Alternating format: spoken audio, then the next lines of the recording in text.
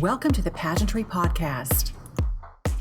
And today's very special pageantry guest is Miss USA 2020, Asya Branch. Welcome, Asya. I'm so excited to speak to you today. Thank you so much. I'm so excited to speak to you as well. Thank you for having me. It is my pleasure. It is exciting to speak to a new Miss USA, a newly crowned Miss USA. So once again, congratulations. Thank you. Was there actually a time when you wondered during this COVID-19 pandemic that it would ever happen, that you would ever be able to compete? I did wonder that, I think it was a thought in all of our minds. Are we going to have the Miss USA competition or not? And so I was excited that it was able to happen. And I'm even more excited that I was crowned. I can only imagine. I've never been able to compete for a crown myself. I've been in this industry my whole life, but no crown. The godfather of pageantry, I guess I have to take the moniker. That's about it. That works too. With all the social protocols, what was the actual competition like? It was different than I imagined previous years have been, to say the least. But, I think the main goal was to make sure that we were all healthy and very safe throughout the entirety of the competition. So, yes, we were masked up every second of the day, except for when we were eating. We had mask choreography on and off the stage. And I think the most difficult part for me was just not being able to hug all of the girls and interact in a way that we typically would, because we did have to stay socially distanced. So it was a bit different, but we all left the competition COVID-free, so it worked. Well, thank goodness for that. I've had a positive in my family, so I actually got to quarantine again for another couple of weeks with my youngest son. But I was always negative, thank goodness. How exciting was it competing in Memphis at Graceland? Oh my goodness. So I love my hometown in Mississippi is just 30 minutes down the road from Elvis Presley's birthplace. And so I felt like I've had some events there and everything. And so it felt like a touch of home being in Graceland, because I do have, such a close connection there with the Elvis Presley birthplace. So it was awesome. It really just felt like I was at home and in my comfort zone. And so I think it made it all the more special for sure. When you were traveling around doing some of the promos for Memphis as well as Graceland, since you have been there and lived close to there, did you get to give maybe a personal tour, your personal feelings to all your sister delegates? Oh, no, I didn't. We actually had to be split up, with those tours and everything. But, it was fun for all of us. I think we had some real Elvis fans among us. So that also made it a lot of fun, because they'd never been to Graceland. They'd never experienced these Elvis things. And so it was nice to see everyone really enjoy the experience. And that's one point that a lot of people may not realize, and I didn't really realize it until you just mentioned that not all of you went at the same time. It was actually broken up into groups. Did you interchange groups throughout the week or so, or was it always the same circle of delegates always together? Yes, it was the same group of people together throughout the week, just so that we could, make sure that we had the same people in close proximity. But yeah, so I think there were probably 10 girls in each group, with our particular host moms and everything. So yeah, we stayed with our close groups. So we had those people that we were interacting with regularly, and then we would see the rest of the girls, at rehearsals and everything.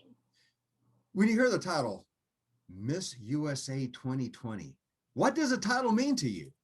It means a dream come true, honestly, but it also just gives me an opportunity to be something more than just myself, and really reach an audience and a group of people and truly make a difference and have that impact with such a larger audience and platform foundation. And it's truly a blessing and an honor. And, everyone hopes to win the title. And when it actually happened, it's just still so unbelievable and unfathomable. But I'm so grateful for this opportunity and experience. And I'll give congratulations throughout this whole interview. So once again, congratulations. But yours was an historic win. You were the first woman from Mississippi to capture the Miss USA title. It still seems so surreal. I went into the competition just hoping to make the top 15, and everything after that was just an additional blessing. That's how I was viewing it. And as I kept progressing forward, I was just so grateful to be still standing on that stage. And when it got down to the top two, I just couldn't believe it. I was this close to making this dream happen. And, even if I had left as first runner up, I would have still just been just as grateful. But wow, I became Miss USA, and that still is just so crazy to say. Like, it doesn't seem real. I can still see the excitement. It's like it's brand new. It feels brand new every single day. And you come from a large family. How's the reaction been back home? Oh, it's been so great. My siblings are so supportive, and just everyone, a lot of them were able to be there. And whether it was in a watch party or in the audience, they were able to be in Memphis supporting me, which was so amazing. And their outpour of love has been so awesome. And, they feel like they're on this journey with me. And this is still early in your reign as Miss USA. Obviously, there's another goal to be broached in the future. What are some of the things you've been able to do so far? Well, things are very strict here in New York, but a lot of things have been obviously on Zoom, but that's the new normal now. And so I've been able to do a lot of different appearances and meetings virtually, but I've also just recently went to work with God's Love We Deliver here in New York, which was so amazing to finally be, doing something hands-on that was helping the community. So that was such a blessing, being able to help make food and package things for people here who have chronic illnesses and dietary restrictions, who can't get out and get the foods that they need. And I think that God's Love We Deliver home delivers food to over 11,000 people here. And so it's so amazing. And I was grateful to be a part of that. And I know that you're very familiar with the world of pageantry, the glamour lifestyle industry. What have you learned from competing for different titles? Overall, I've just learned a lot about myself and my capabilities. I think I've grown so much throughout competing in pageantry. I used to have the worst stage fright. I used to be terrified to speak in front of people, and I think that's basically gone now. And so, I've grown so much as an individual, but I've also gained so many life skills that'll carry me, throughout the remainder of my life, which is truly a blessing. Would you like to talk about your personal platform? So growing up as a child of an incarcerated parent, I faced a lot of difficulties alongside with my mother and my siblings. My dad was our main source of income. So losing him, we lost his money as well. And we lost our home to foreclosure, and we struggled financially, emotionally, physically. It was just a lot of stress put on our family. But, I think everything happens for a reason. And I truly wouldn't be where I am today in life had I not gone through so many hardships and obstacles. I like to tell people that the difficulties we face tend to prepare us for the things that lie ahead. And I gained a lot of strength. I gained a lot of knowledge just about myself and the world around me.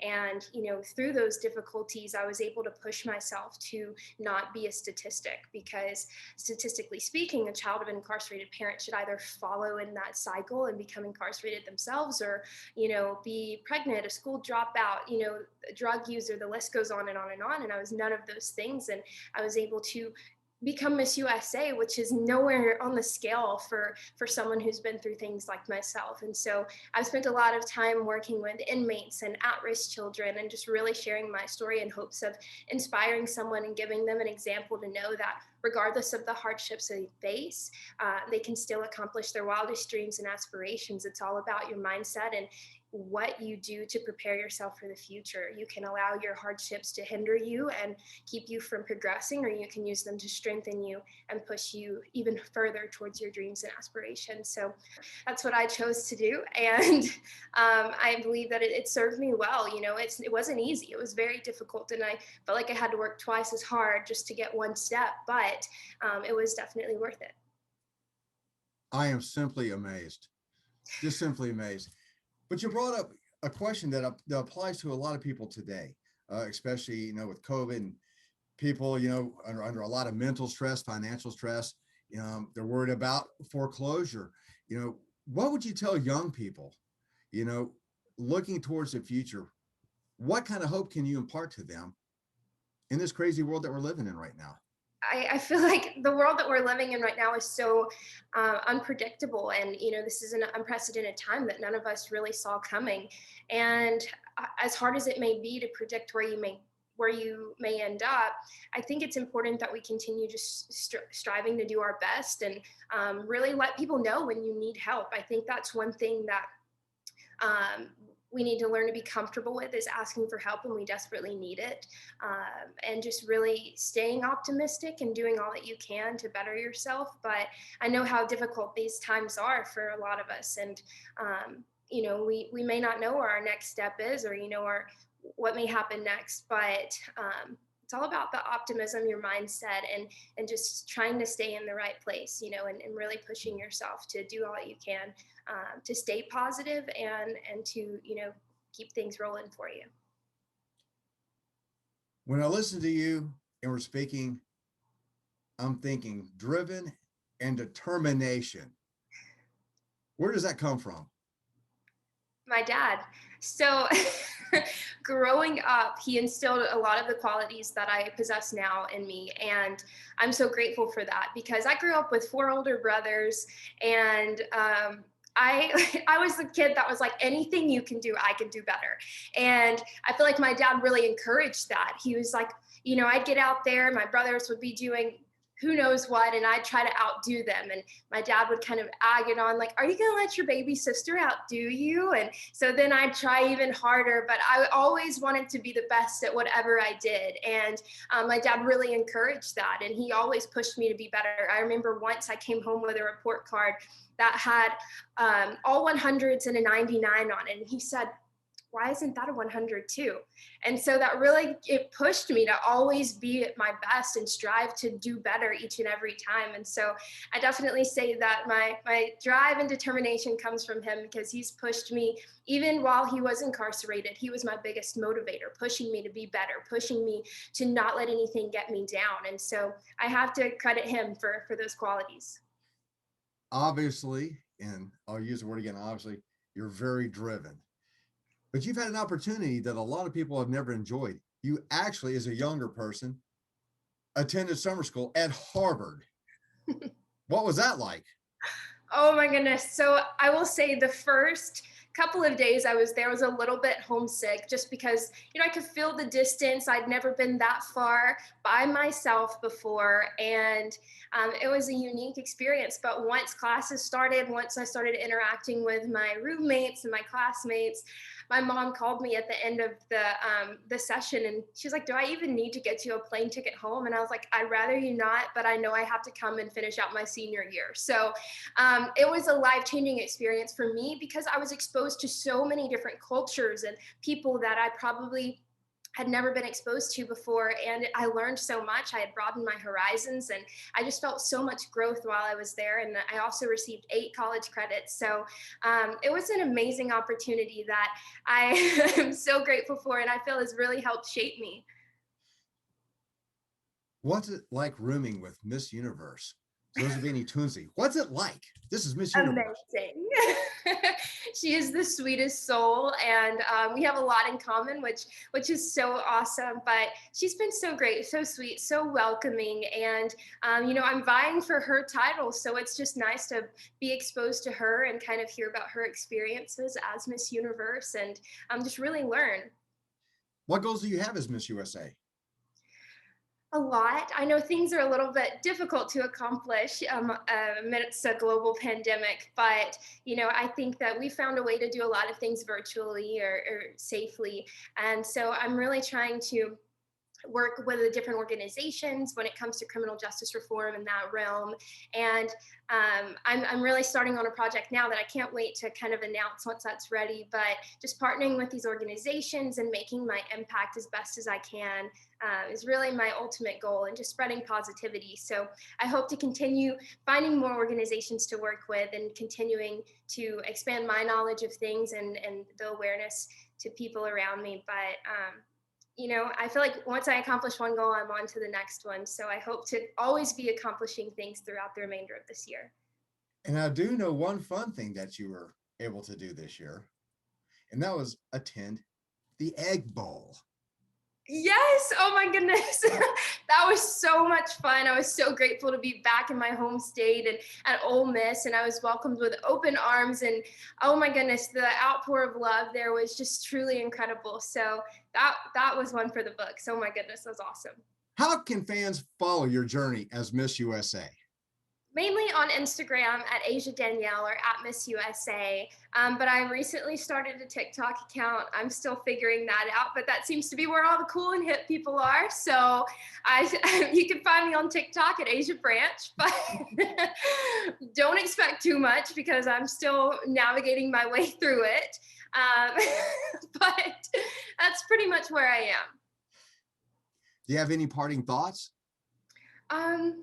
Well, I thank you so much for having me. I've enjoyed this and sharing things about me, and I hope that I'm able to continue sharing good information throughout the rest of this year and making everyone proud and just, really representing the United States to the best of my ability. I really hope to make a lasting impact. I definitely think you're going to be making a lasting impact, not only as Miss USA, but throughout your whole life. Congratulations once again. Thank you so much. In today's very engaging Pageantry Magazine interview podcast with Miss USA 2020, Asya Branch. Asya, it has been a pleasure. Thank you so much today. Thank you so much for having me. I've enjoyed this so much.